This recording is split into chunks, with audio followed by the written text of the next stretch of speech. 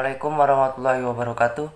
Perkenalkan, saya Ridho Ardana, perwakilan dari kelompok 8, ingin mempresentasikan hasil kerja kelompok kami yang mana beranggotakan Sherly Katrina, Yudiansah, Rizky Atumufida, Selviana, dan Bobby Zelki Randika. Di sini kami akan menjelaskan tentang materi pengembangan konsep organisasi. Baiklah, di sini akan dibacakan atau dilanjutkan oleh teman saya. Baiklah, saya akan menjelaskan pengertian pengembangan organisasi menurut Abdul Aziz Wahab tahun 2008. Pengembangan organisasi adalah teknik manajerial untuk melaksanakan perubahan penting dalam organisasi, karena dimaksudkan untuk mendorong perubahan dalam praktik. Pengembangan organisasi melibatkan ilmu perilaku yang baik oleh agen perubahan untuk menghasilkan kinerja yang lebih baik.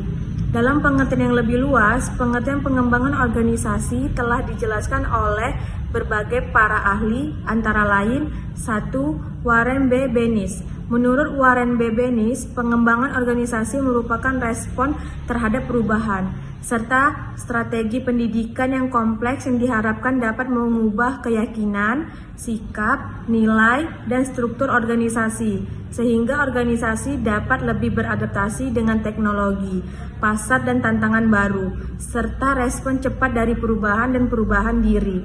2. Richard Becker. Menurut Richard Becker, pengembangan organisasi adalah upaya untuk 1. Merencanakan, 2. Mencakup organisasi secara keseluruhan, dan 3. Dikelola dari atas.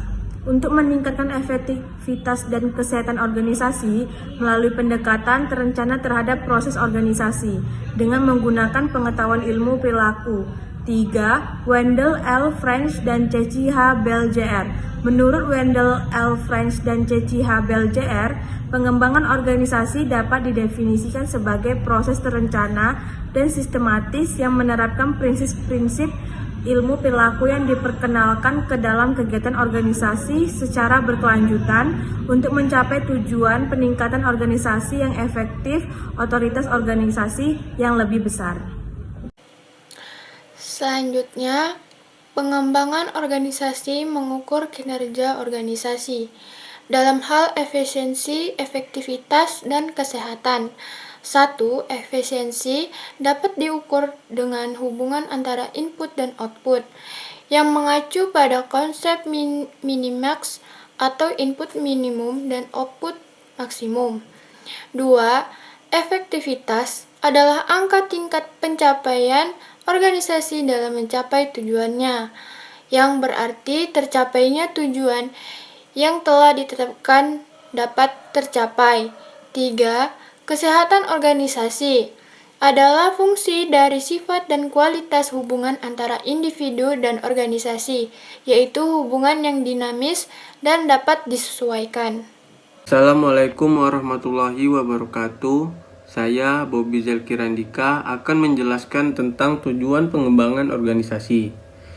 Menurut Miftah Toha, tujuan pengembangan organisasi adalah untuk meningkatkan kepercayaan dan dukungan di antara para anggota organisasi.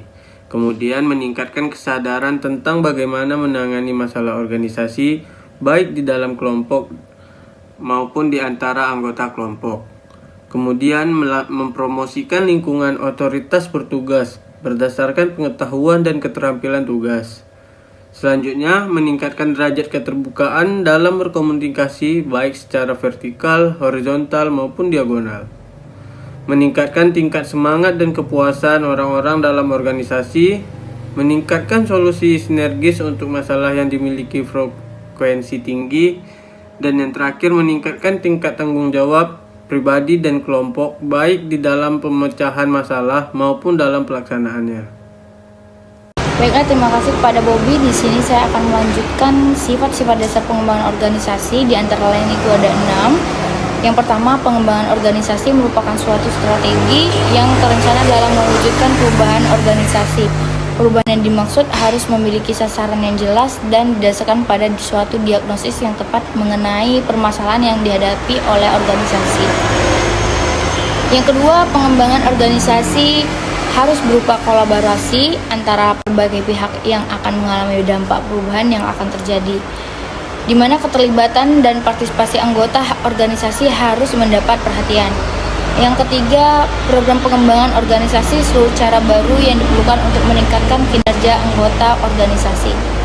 Yang keempat, pengembangan organisasi mengandung nilai-nilai humanistik dalam arti bahwa dalam meningkatkan efektivitas organisasi, potensi manusia harus menjadi bagian yang penting. Dan yang kelima, pengembangan organisasi menggunakan pendekatan kesisteman yang berarti selalu memperhitungkan pentingnya antar relasi, interaksi, dan interdependensi. Yang keenam, pengembangan organisasi menggunakan pendekatan ilmiah untuk mencapai aktivitas organisasi. Sekian dari saya, dilanjutkan oleh teman kita Rido. Strategi pengembangan organisasi. Yang pertama itu pengembangan organisasi atau PO orang. Yang kedua PO untuk 2 atau 3 orang. Yang ketiga PO untuk tim atau grup. Yang keempat PO untuk hubungan antar kelompok. Yang kelima PO untuk seluruh organisasi. Di sini juga terdapat penjelasannya.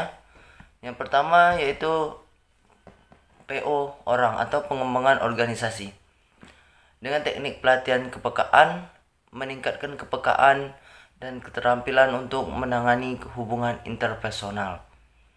Yang kedua adalah PO untuk 2 atau 3 orang. Teknik analisis transaksional mengajarkan orang untuk mengirim berita yang jelas dan bertanggung jawab serta memberikan tanggapan yang masuk akal dan beralasan. Yang ketiga adalah PO untuk tim atau grup.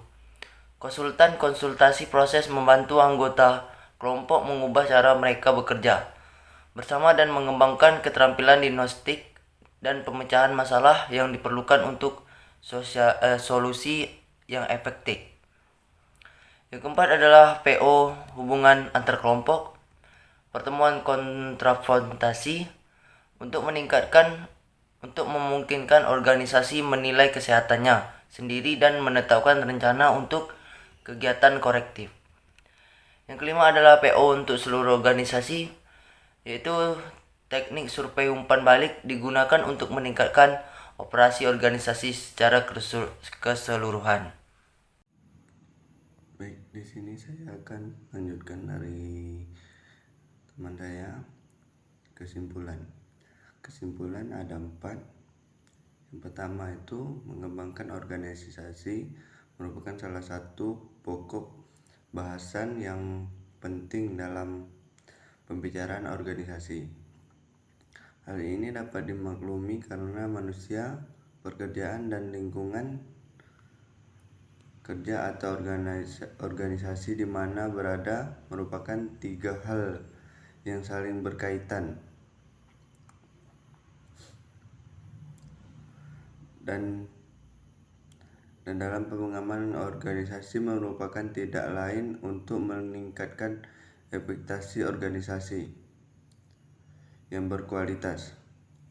Yang kedua, tujuan dari pengembangan organisasi adalah untuk menciptakan hubungan yang harmonis di antara para anggota organisasi, saling memahami tugas dan tanggung jawab,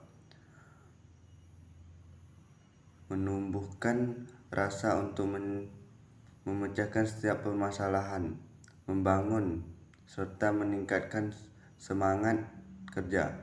3. Sasaran utama dalam mengembangkan adalah anggota organisasi itu sendiri yang diharap mampu melaksanakan apa yang menjadi tugas dalam keinginan rutin secara efektif dan efisien, serta menatanya struktur dalam unit kerja.